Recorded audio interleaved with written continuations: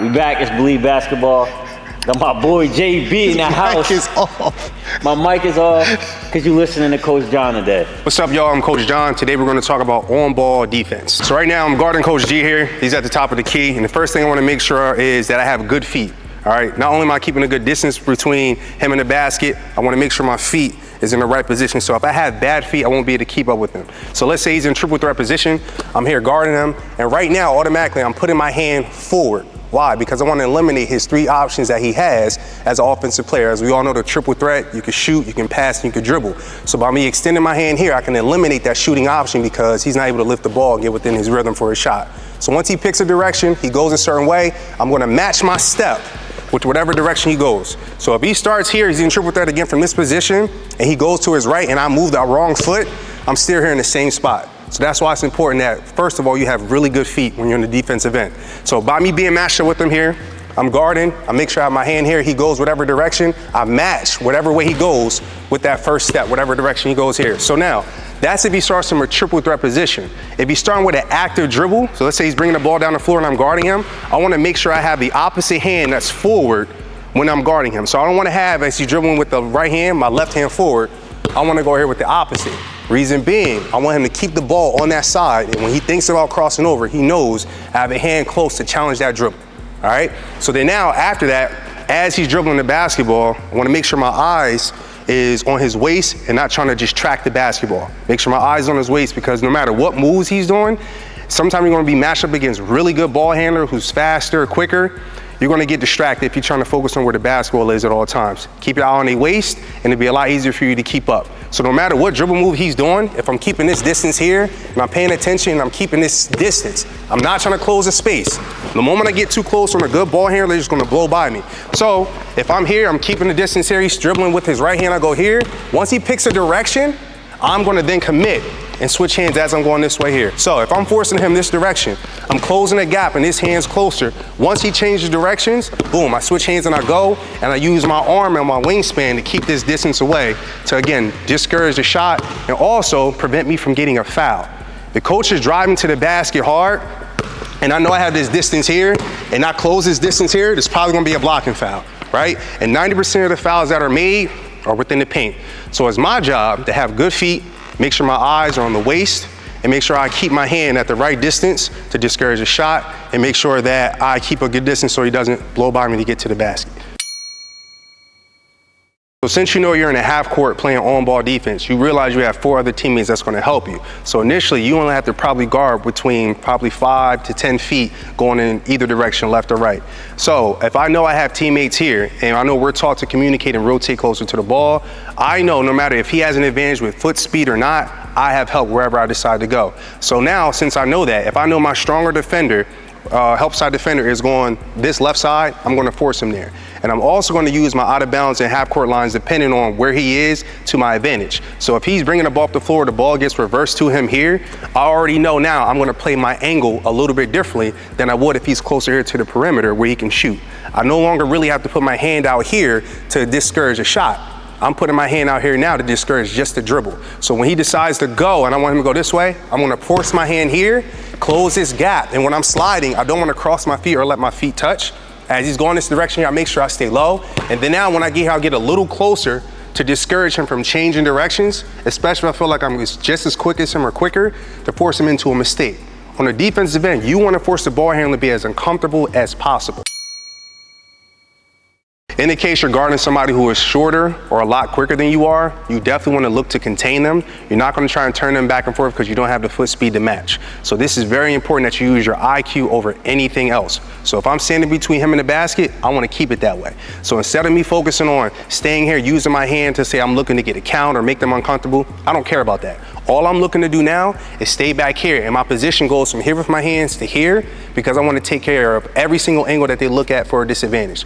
So I'm still looking at their waist, and I'm making sure I take an extra step back to get into the moves. Now, as he gets closer to the basket, I'm still going to back up in my hands here, but once I know he's within shooting range, my hand goes from here to here. I make that adjustment. So now, once I feel like he's here, there has to come a point in time where I'm no longer backing up, I have to stand my ground. Now, when I look to stand my ground, I have to realize, where is my help side defense? I'm not just gonna sit here and say, no, I got him, I don't need help.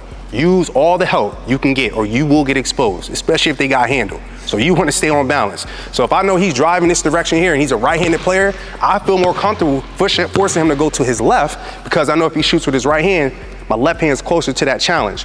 The last thing I want him to do is be quicker than me and go to his dominant hand. So I'm eliminating as many options as possible. So once I know he goes to the right side and he's right-handed, I'm looking to jump it quicker. Mentally, I know he's going to change that direction.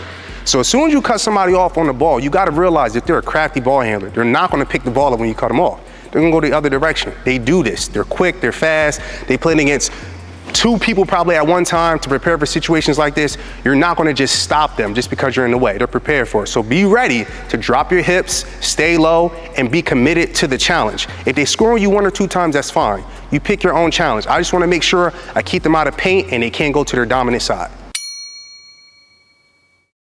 Now, if you're guarding somebody full court and you have the advantage with speed and quickness, especially with IQ, you want to make it be a living nightmare for them. So no matter what, if I am just as quick or quicker than what they are, once they put the ball down, I want to play mind games with them. So once they start to dribble, I may jab at them to speed them up or throw the rhythm off, or what I may do is commit to that first dribble just to see how quick they can react in a full court setting.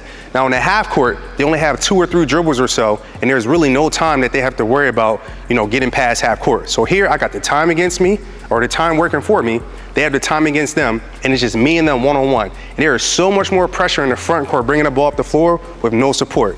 They know if they turn the ball over, they also have to be the main person to stop me from scoring if I take the ball from them. So I'm using that as leverage. All I got to do is pressure them, get them to fumble the ball 1 or 2 times. So I jab at them. Once they turn to change directions, I stay low. I keep my distance a couple times, and then now I may switch and go here and commit to see how fast they can react. So I sit down and commit to my spot, staying here, staying my ground.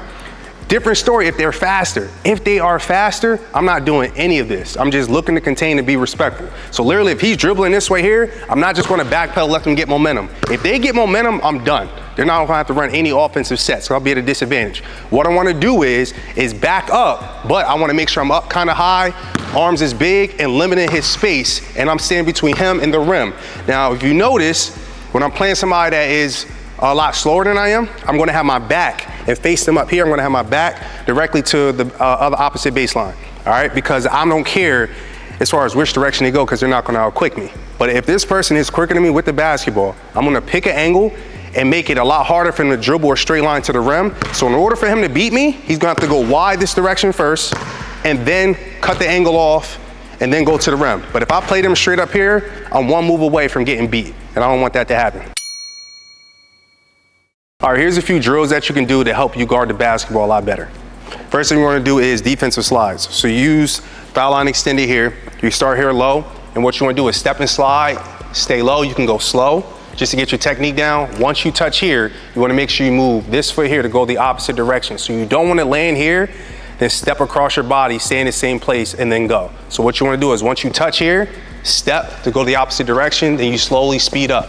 Now you don't want to go up and down and seesaw. This is how you get crossover. You end up on ESPN. You don't want that. So you're going here, up and down. Make sure you don't do that, and you don't want your feet to touch when you go or cross. All right? So stay low. First, take your time, step and slide. Get the technique down. All right? Once you touch here, move the opposite foot as you go. Once you get comfortable doing that, then you can speed it up. So go at like a jogger's pace. Stay low. Make sure you stay down. Once you tap, change directions. Then once you go a little faster here, shorten up your steps as you go to change directions, all right?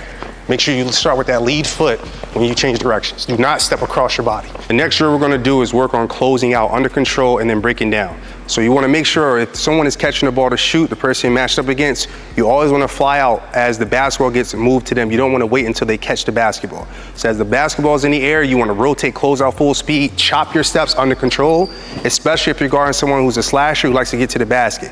If you just run out of control, just hop in the air, stay there, they're just gonna run right by you, all right? Also, you don't wanna jump out there, slip and fall. That is another way how you get embarrassed and go viral in a way you don't wanna go viral. So I'm gonna start here, start low. Imagine the ball's getting thrown out. I go, chop my steps here, and then from this point here, I keep my knees bent, and I go a certain amount of times left and right. So after I chop my steps, I close out. Now, if my left hand's up, this is for a right-handed shooter. I'm contesting because this hand's closest to the shooter. I practice also having my right hand up in case I'm guarding somebody with the left hand. So what I want to do is just chop my steps here, have my hand up to contest the shot, and then I imagine they're dribbling the ball, and I drop this foot here to lead, and I go here to the elbow, and I stop and reset. Come back here to the middle again, contest, shot here. All right, and by me yelling shot, that's letting my teammates know that the person I'm guarding is shooting the ball. Sometimes people aren't paying attention. You gotta communicate so you're on the same page. So once I go here, I drop my foot, go this direction here, stand up, reset. Ball goes up, shot. Break down, reset again. Ball goes up, shot. Break down, stay here. And notice as I'm doing that, I'm making sure I stay on balance. All right, I keep talking about that on the defensive end. You have to stay on balance, use your hands, use your length in your wingspan, so it's a lot harder for people to score on you. So the last drill we have for you is the ladder. This is an excellent drill to perfect your footwork, especially not just moving forward, but you're also going to practice doing drills going sideways and moving backward, because that's going to simulate what's going to happen when you're on the defensive end. Now, Coach G and I, we have a lot of experiences working and doing workouts in the ladder. With weight vests, without a weight vest, with the actual ladder, or also... There ain't no excuses. So if you don't got no ladder, can't afford a ladder, I know you can get your hands on some duct tape. I used to take some duct tape and literally make a ladder out of it, take a long strip, go one way, on the other side, and then ladder it down the middle. You go outside, if you got some chalk, you can steal some chalk from your neighbor's little sister. Did you say go steal? Outside. Take it and give it back. You gonna give it back. But go outside, you borrow that chalk real quick, make your ladder, just like old school on the playground, hopscotch, you go through your ladder drills. There's just a lot of different ways that you can actually make things happen. Footwork is everything. You gotta have really good footwork.